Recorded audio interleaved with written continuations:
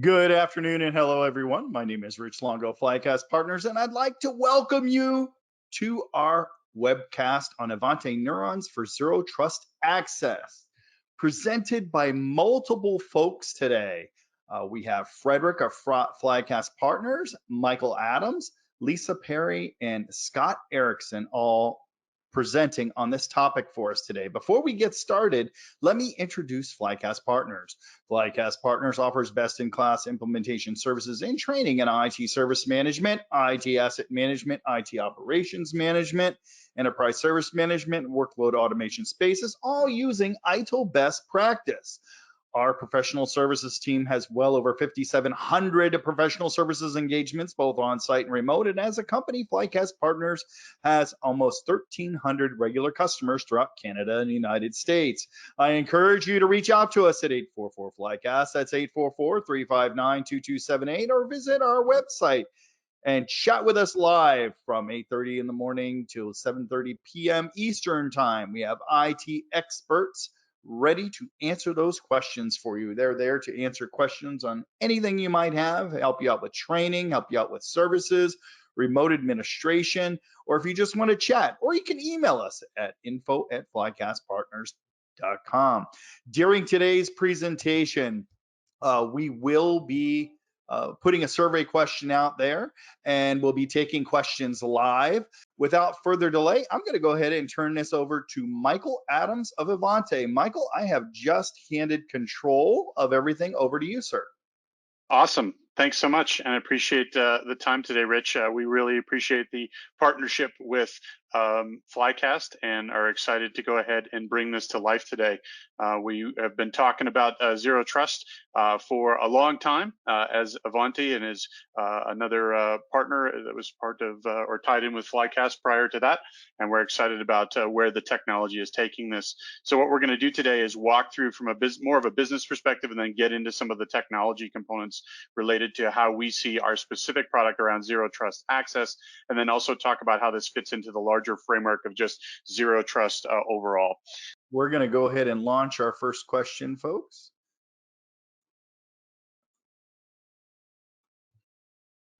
How familiar are you with ZeroTrust in your business? Okay, our poll is closed, and I have just put up on the screen the results of our poll today. 71% somewhat familiar, 19% not familiar, and 10% very familiar. Okay. Well, that's good. That should make this a little bit easier. And then, one of the biggest things that I see, Rich, when we talk to people about ZeroTrust and then the specific product around ZeroTrust Access is just not being as familiar with some of the technologies that Ivanti brings to the table, because we know a lot of people talk about ZeroTrust, but people aren't as familiar with some of the specific solutions. And so I think that becomes, a point of, where they need to drill down a little bit deeper and see how some of these technologies can really help solve some of the business challenges. I'll apologize for everyone, but again, the idea that we want to get into today was we'll talk about this specific piece. But one of the things I wanted to start out with, and we've had conversations with our own field about this, is that ZeroTrust overall is an architecture and a thought process, a framework, a larger construct. And specifically with ZeroTrust, this is going to be a marathon. It's not going to be a sprint. You're not going to wake up tomorrow and suddenly have ZeroTrust. The other component that's important to recognize is that ZeroTrust has been around for some period of time. It's not something brand new that's just jumped off the truck. In the mid-2000s, a lot of people started to talk about ZeroTrust, and we'll get into that in just a second. Before we do get into that specific topic, one thing I wanted to let you know is, in addition to the ZeroTrust announcement that we made on the 27th of July, which I'll get into, we also made an announcement just this week on Monday. Ivanti acquired a company called RiskSense, also in the security space, but just in a slightly different vein. And I wanted to just use this opportunity to give a quick commercial on that so people are aware of what we're doing. So Ivanti has had not only this piece that's focused on ZeroTrust, but also pieces that are focused on the user and the device. And one of those pieces is around patch and being able to patch. And what we're trying to do now is change the game by acquiring this new company called RiskSense around patching and providing risk-based information and prioritization around patching. So in previous instantiations of patch, we gave you some information around what was going on. You probably used CVE scores or the variety of different metrics to figure out which patches should I apply.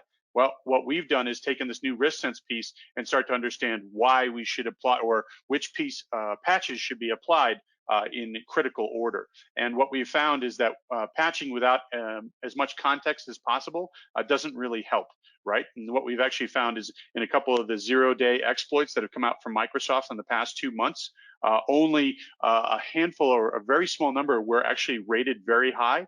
And we actually noted that all of the particular day ones that came out were vulnerabilities that we thought users should go ahead and patch, and we started to put them in priority order. So just wanted to give you some sense there. We have this built into our patch intelligence product, and we'll probably cover that on another webcast. But anyway, after that commercial, let's go ahead, Rich, and show us what is on tap for today.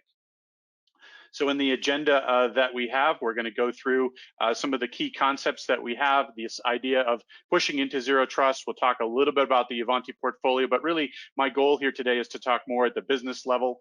We'll get a little bit deeper into that and start to talk a little bit more about some of the terms that you see here. A lot of acronyms that come out around Zero Trust. You see ZTNA there, Zero Trust Network Access, the specific product category that our product fits into. You see pieces there related to SASE, which stands for Secure Architecture, Secure Edge, which is a term that Gartner and others have started to adopt around this larger construct around how the world will look from a security perspective and thinking about modern security.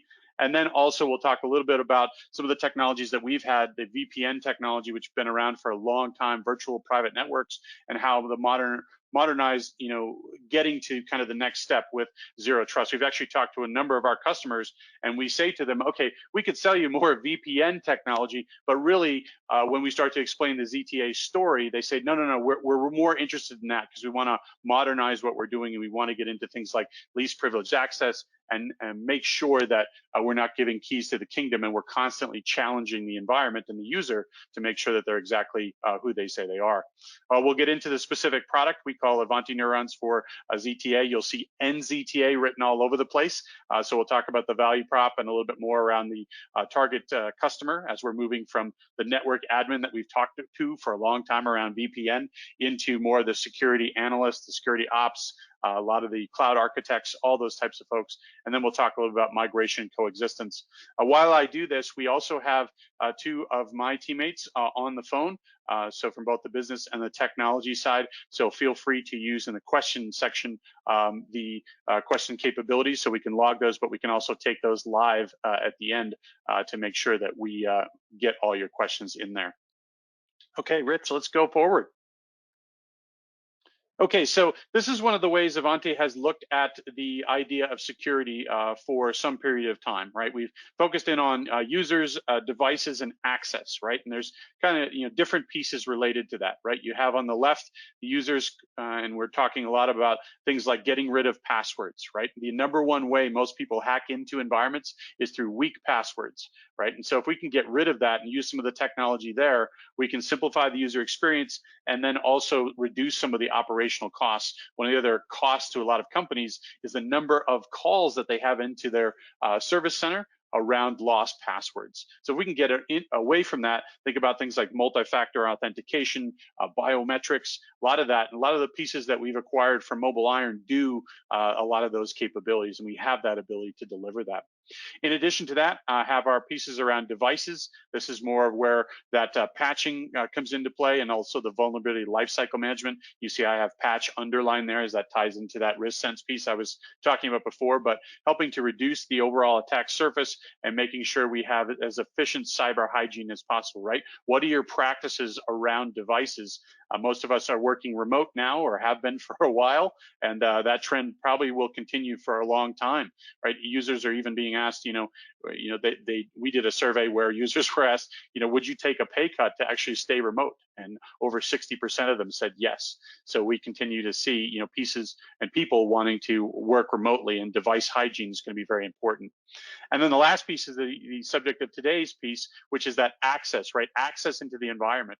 And what I want to set up very early here, it's not just about access, but it's about accessing what?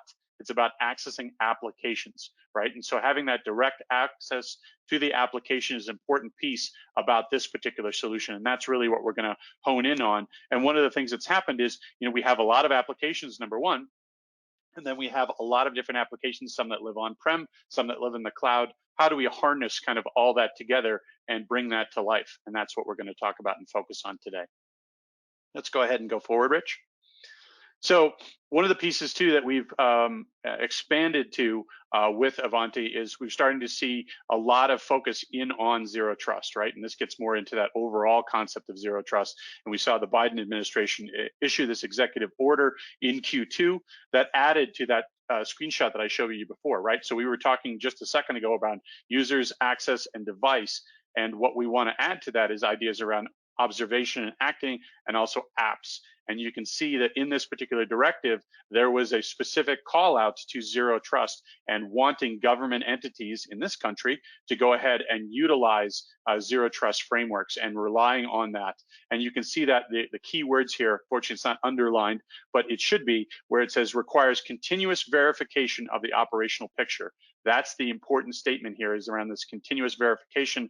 I'm going to show you some technologies here that do that, but you're trying to get into least privilege access. You're trying to make sure that you're constantly challenging this environment so that it's just not, hey, I have the keys to the kingdom all the time. And that's where we really want to dive into this in a very big way. So let's go forward, Rich. And if we change our environment and our diagram here from an Ivanti perspective, now you can see we've added from that user, access, and device into adding that apps, and then also that observe and act. And you can see that across the board, Ivanti is trying to bring all of this to life when it comes to cybersecurity offerings, in addition to the access piece. But you see the access piece there specifically related to zero trust. That's the first bullet that you see there. Some other pieces also related to that. And those have come to us through a variety of acquisitions that we've done at Ivanti. So you can see that across the bottom. And all these technologies are starting to become very, very important. And I think people have seen Ivanti in the past as a one-stop shop. You may know one of these solutions, but not all of them. And what we're trying to bring these, do is bring these all together and provide value through our Neurons platform, which is our intelligence that we're going to talk about today, specifically for zero trust access. So we'll go ahead and do that. You also see the risk sense piece added to the acquisitions that we've done. So we're excited about the portfolio that we have and the ways that we can help our customers, with cybersecurity. And so we're going to, again, focus in on zero trust today, but there'll be a lot of other pieces that we're excited about, and we'll come talk to you again at some other point in time. So without further ado, let's get going on the zero trust access, and let's go forward, Rich. So when we look at this from a business perspective, we think that given the shift to the cloud and also the hybrid working environment and hybrid users, there's a lot of need for zero trust. And you have a lot of different pieces that are affecting this type of environment. And you see those on the right. So we have a lot of users becoming mobile, whether they exist out there and they're trying to access apps at a remote site, at the edge, at their home. The average user having somewhere between 3 and 5 devices. I actually think that's a little low. I mean, with my own world, I know I have more than that, but we have a lot of mix of that between the corporate world and then bringing your own device, and that's just gotten further and further evident as we've gotten into the COVID world, and then going past COVID as well. But everything has become very distributed. But you have a lot of these remote and branch offices that are trying to access these applications across the cloud. And then you have a lot of threats, whether they're from the AI and ML side or not. There's a lot of threats that are happening. The number one threat that we see a lot, obviously, is from the malware side, where you're talking about ransomware and phishing and some of these other attacks that are starting to happen on a fairly frequent basis. So we really think that zero trust is a fundamental piece around this, where as the idea comes to us, zero trust means we're going to trust nothing, right? We're not going to take anybody's word for it, and we're going to try to, across these different infrastructure pieces, make sure that we have people having the right access at the right time. So let's build this out a little bit, Rich, and we can see some other pieces that we think are fairly important when it comes, and those should be coming across the bottom here in just a second. But one of the other pieces that's important here that I talk to customers a lot about is what we call the JML problem, which is the joiners, movers, and leavers, right? Normally when we give access to folks, it's kind of a one-time thing, and we set it up and we just kind of don't really think about people that are joining, moving in the organization or leaving. They're just set up one time, and we don't have a policy to kind of handle those. So we need to make sure that we're applying this to a variety of customers, no matter where they're located or what their type of status is. This particularly comes up too when you have a lot of contractors or you have third-party entities that come into the environment. How do you start to handle their level of access? And I think there's one more bullet that come up, Rich, at the end. If we press one more forward, you should go ahead and see that. So you see also customers to deal with this problem in this world of SASE, you see them leveraging a lot of different types of capabilities. And whether that's SD-WAN, MPLS, some of the POP infrastructure, there's a lot of different ways people are trying to do this. And what we're trying to show is the way that we're trying to attack this particular problem. Some of these can be used in conjunction. Other pieces we think aren't the best architectures for this. And we're more about defining a software-defined perimeter, SDP, that allows you to go ahead and make sure that you have the right access at the right time. So let's go forward, Rich. Again, we have people on the questions field if you need to go ahead and do that. But who are our targets with this? And let's go ahead and build this out, Rich, while I'm talking. What we're talking to in a lot of the cases here is that SecOps team or the security team. And this changes, as a company, we have talked to a lot of folks around VPN. But in most of those cases, you're talking to a network admin. But this is more than about just the network, right? This is about getting into the security side and talking to folks about their security posture and what they're trying to do overall. And so really your targets in talking to this are that, security side of the house, security analysts, the CISO, the security ops team, all those and cloud architects, those become very important part of this mix. We'll make this available actually to everybody. Some good work that Lisa on my team has done talking about the variety of folks that we're now talking to versus who we've talked to in the past. So this is changing the game.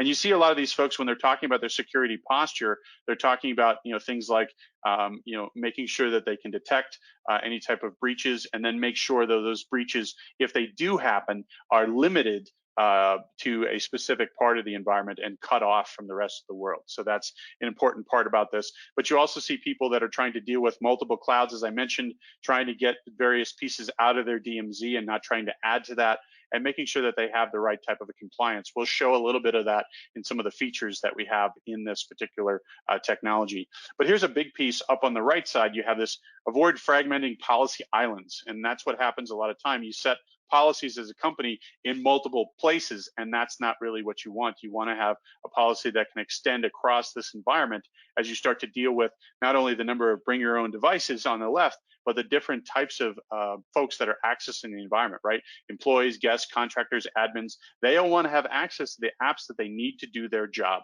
And that's exactly what we're trying to provide, but we're trying to do it in a more modern way that allows us direct application access. And you're going to see how we differentiate a little bit from VPN in just a second here. But you see a lot of applications and a lot of cloud architectures here on the right.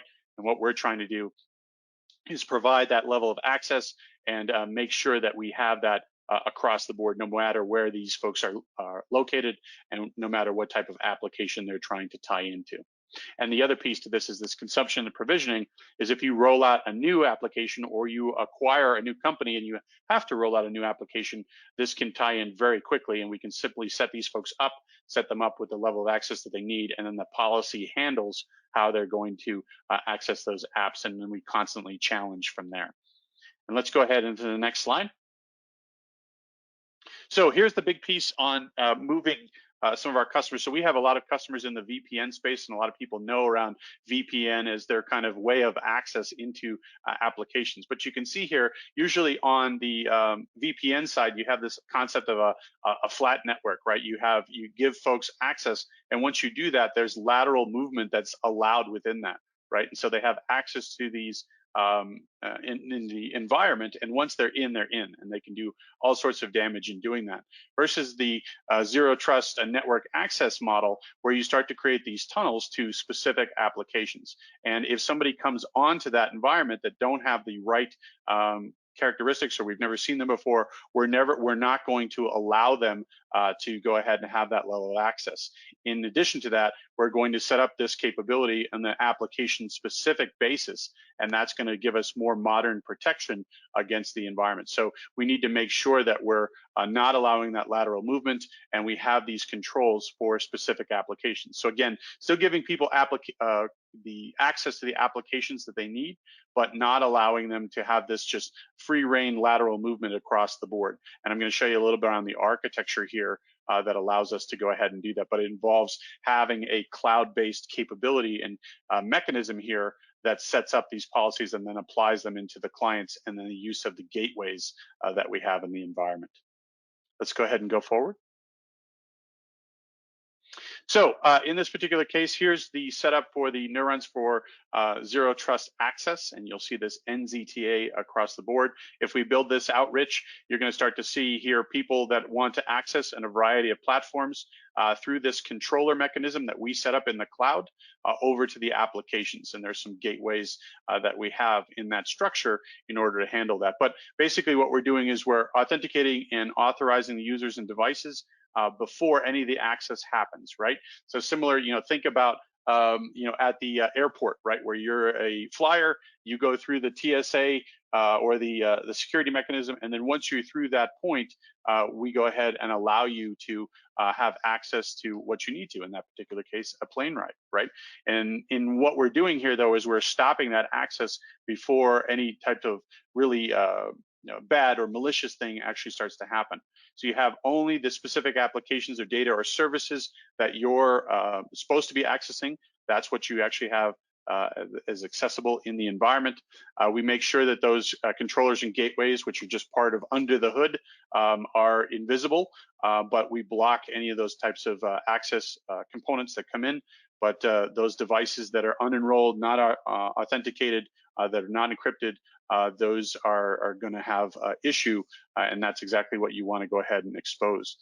And so a lot of the pieces too in this level that separates some of the Ivanti solution from others that are out there is we're not looking after or at specific traffic that's coming through the controller into the cloud, and we're not routing data that way as well. We're just simply connecting that device to the application that they need. So it becomes a simplified way of doing this. It becomes fast performance. A lot of users complain about some of these things getting in the way and the lack of performance that they have. And we also have very strong encryption technology, stronger than some of the participants that are out there providing this level of solution. So we're excited about where this is going. And let's take a look at some of the benefits for you as the user around this. So if we go ahead and build this out, Rich, so you see some of the access there related to the applications. But if we go to the next slide and talk a little bit about the benefits here, you'll start to see here how we can do this across multiple clouds. Really, there's a lot of zero trust choice that you have in setting this up. We have three pieces that are set up. We have our ZTA controller that we have in the cloud, and then you have your client that can exist on a mobile device or a laptop or any other type of device where the user is coming in. And then you have these concepts of the gateway that are either in the cloud or soon to be on-prem as well. And so using those allows us to have exactly what the users want, right? You have the ability for IT to set up the trust component and the choice, and then the user, they want to be productive and they want to be secure. So we, again, connect that client to the gateway, and the controller just gets involved from the perspective of setting things up the right way and making sure the right access is achieved.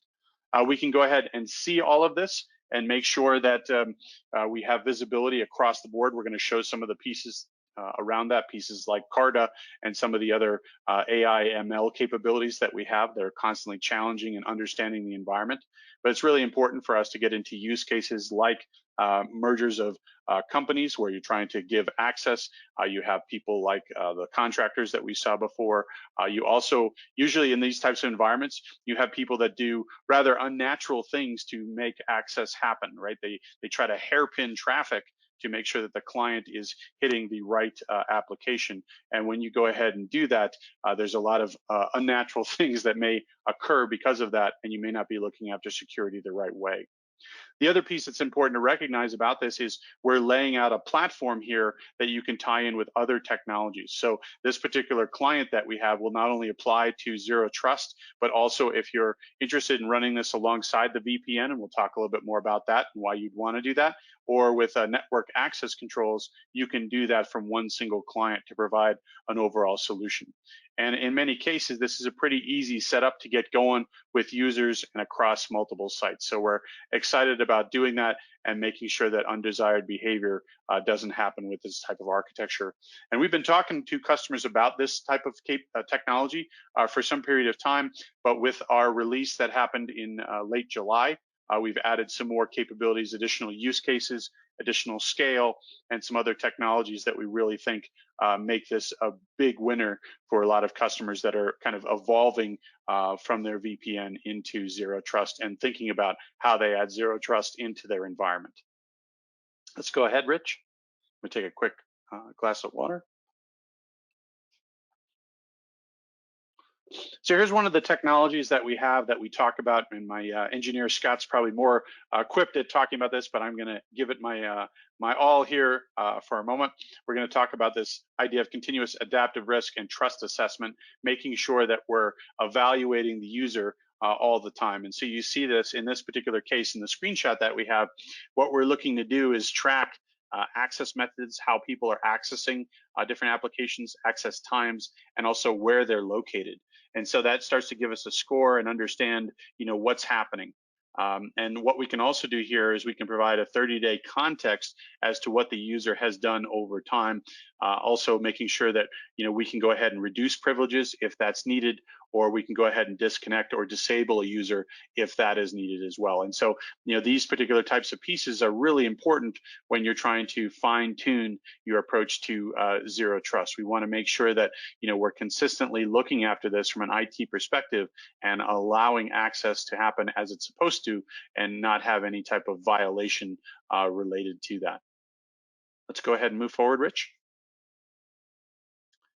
Also, another technology related into this is this idea of UEBA, which really stands for User and Entity Behavior Analytics. So you see some behavior and analytics related here around anomalies and detections and mitigations that you can go ahead and apply to this. And why is this important, right? If you're going to go through this, right, you don't want to have a tool that's going to tell you, okay, here are 1,500 items that are green, right? What you really are looking for is these anomalies that you see on the right and making sure that you can detect those and deal with them as quickly as possible. So you see I have a lot of pieces related to that, and I can start to see, okay, this user has logged in, but they're not in a familiar location, right? In this particular case, that's something I need to be aware of, or I need to be aware of that there may be multiple logins that have happened from a user. And so this is a constant checking mechanism that we have. We also have a service that is checking the device consistently as a microservice related to that. So checking your device and making sure that it's correct. And overall, what this does is it makes our attack surface much smaller and makes sure that we don't have breaches either from an internal resource or also an outside resource that is accessing applications, whether they be from the web or something that's more internal.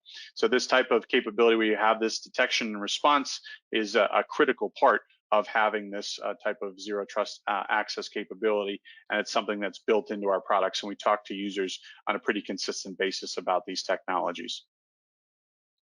Let's go ahead, Rich. So just under the hood, this is how this is actually happening. You have the user on the client side that goes ahead and has their device. They're going to go ahead and tap into the environment, and we're going to go ahead and authorize the application based on the role that we see and as part of the policy.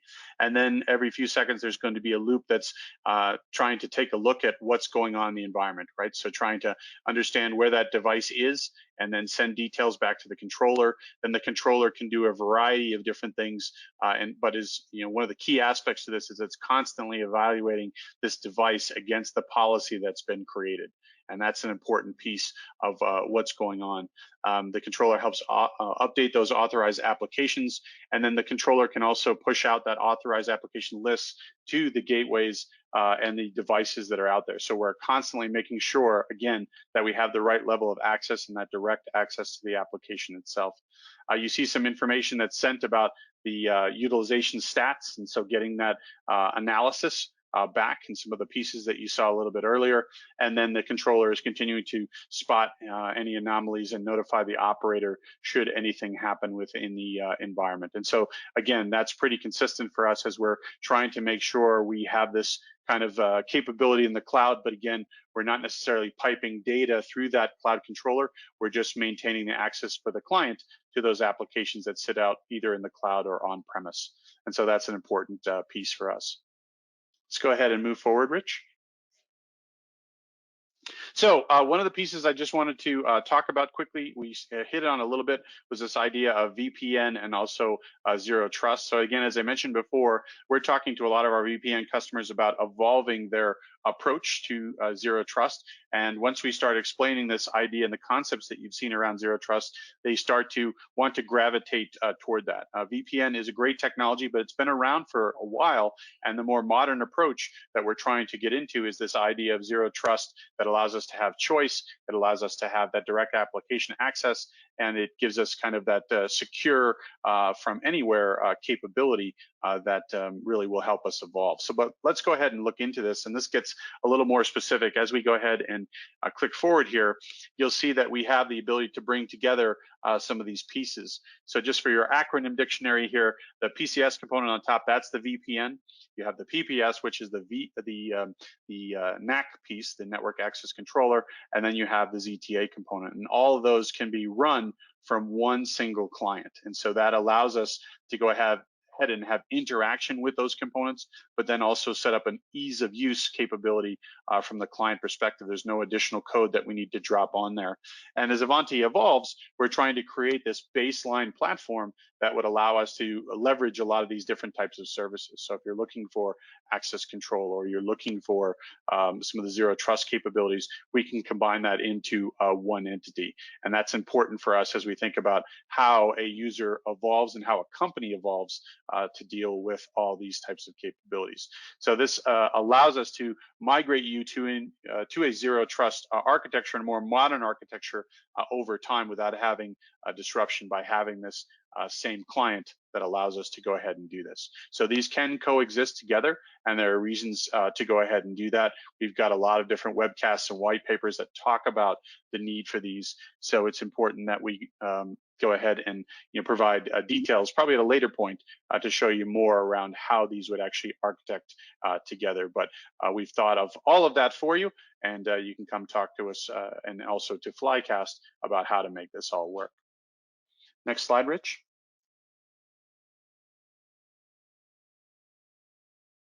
This is just another piece also related to ZeroTrust, so a little bit deeper into the architecture. The ZeroTrust piece is done at the layer 3 component level, so that's important as we think about this application traffic. So it's a little more specific in creating that tunnel between the user and the application as we've showed, and there are also no overlapping addresses as opposed to using the VPN piece. And again, as I mentioned before, this capability with VPN, we can go ahead and migrate over to ZeroTrust.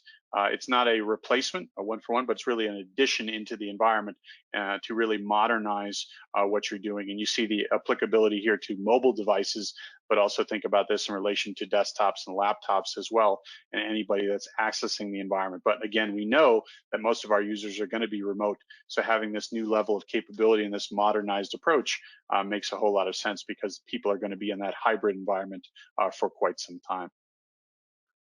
Next slide, Rich.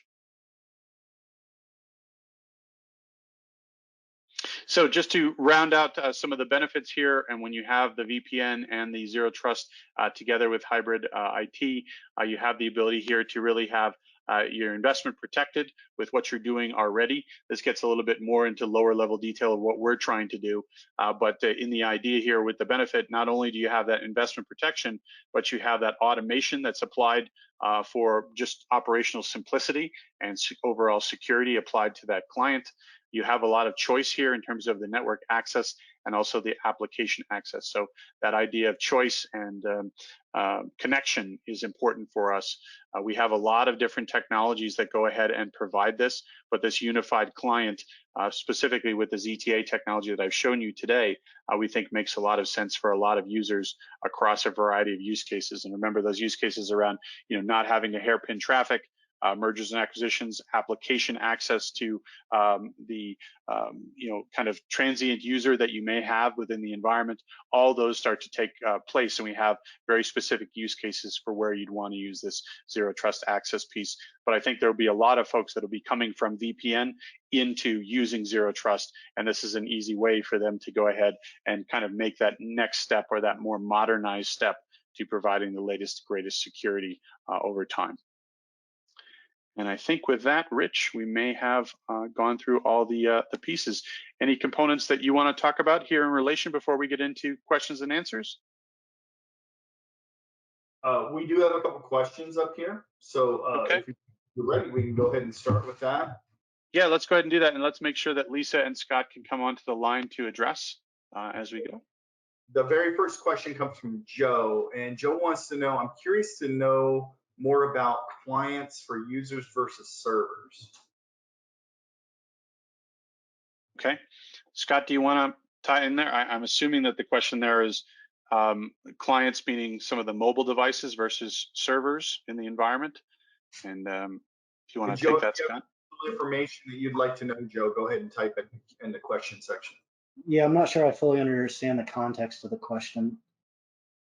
I guess one of the pieces, Scott, maybe that you can address is really when it comes to the client side, we're talking about any type of client, right? It's really more around the type of OS and then the access to the applications that you want to have. And really, is it somewhat transparent across that? Yeah. So the supported platforms are obviously Windows, Mac, and they have fairly comparable feature sets as far as what can be deployed and what can be checked against. And then we do support Android and iOS as well with limited policy enforcement checks because of the limitations on the mobile platforms. And from a server, I assume application standpoint, it's agnostic to HTTPS traffic, no matter what resource you're accessing, if it's HTTPS, that is accessible. You can also define resource policies for different protocols like RDP, terminal services, SSH. So it is in addition to standard web resources, there are other terminals or other standard protocols that can be transmitted through the ZTA platform, through the client to through the gateways onto whatever server you're hosting. I hope that answered the question. All right, awesome, Scott.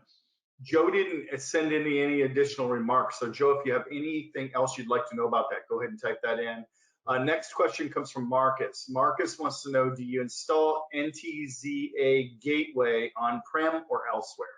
And Joe says, thank you. You answered him correctly. Perfect. Yeah, so the gateways, they are virtual appliances and they are supported. They are able to be installed on AWS, Azure, KVM, VMware, Google Cloud. I believe that's the list. So they're all virtual and they can all be deployed in all of those different virtual environments. And the next question comes from Jared. And Frederick, you may be able to get involved in this one because it's about Mobile Iron. Anything to worry about with iOS 15 and Mobile Iron? I know there were a lot of issues last year with iOS 14. I'm not sure. I can't answer in context of Mobile Iron. Frederick, do you want to take that one? Yeah, let me say that. I think I don't know if I'll have a good answer here for you, but I think it's going to be more of a wait and. Unfortunately, it's going to be more of a wait and see approach. I can tell you from experience that. Well, the Mobile Iron team and Ivanti worked very closely with Apple on all their upcoming releases.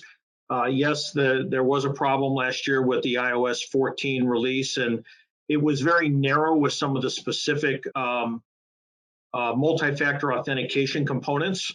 I guess the thing that I will comment on is just I hope we learned from that, or I hope that the organization learned from that, and that they won't make the same mistakes moving forward on both sides, on the Apple side and on the Mobile Iron side. And I think the stress there is that a lot of that problem was on the Apple iOS side, and things not being made available until the very last minute. So,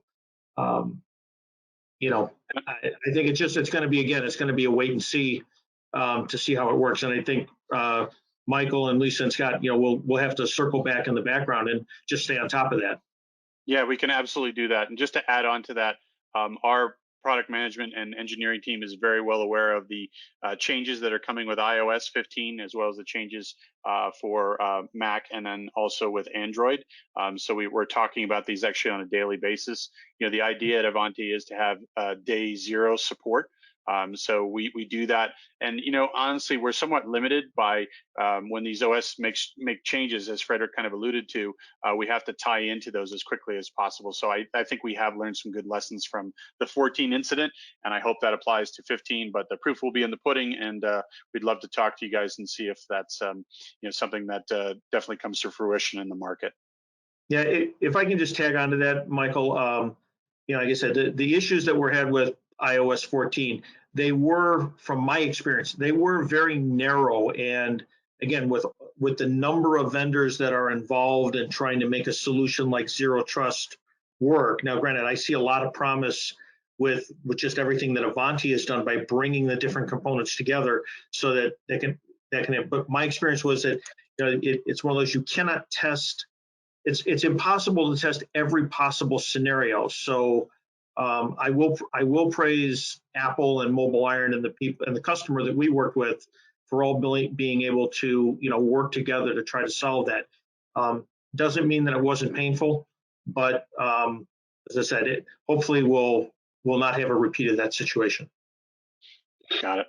Okay, Rich, let's keep on going. Nick and Jared both said thank you for that response, and Jared would like to know, did they release it at the last minute? I think we'll have to take that one offline. Yeah, I think there are a lot of things there, Rich, and I would like to. It'd be nice to have that conversation, you know, outside of this. Okay, very good. Any other questions, folks? Go ahead and type them in. We have about a minute left of our presentation, but I appreciate everyone's participation. Lisa, Michael, Scott, and Frederick, thank you for taking time out of your day for us today. It's very much appreciated. And for those of you that were on today, if you'd like a copy of the recording, please go ahead and email me at rich.longo@flycastpartners.com. I'll make sure we get a copy of the recording of this out to you. If you have any additional questions, you can also call us at 844-FLYCAST. That's 844-359-2278. You can chat with us live Monday through Friday from 8:30 a.m. to 7:30 p.m. They're standing by to answer for you. Marcus just sent great information. Thanks for the invite. We've got a couple other audience members saying great presentation, by the way, to all of you guys. You can email us as well at info@flycastpartners.com for any professional services or anything else that you might need. I would like to remind everyone to please don't forget about a little contest going on for the month of August. You subscribe to our YouTube channel. If you're a new subscriber, you'll automatically be entered into a raffle for a 25-watt, high quality 25-watt Bluetooth speaker. So we encourage you to go to our website and do that. It's out there. And those of you that were in attendance and participated today, we'll be sending you out a gift card late next week sometime for participating. So we appreciate it. Thanks again, everyone. Thank you for your time.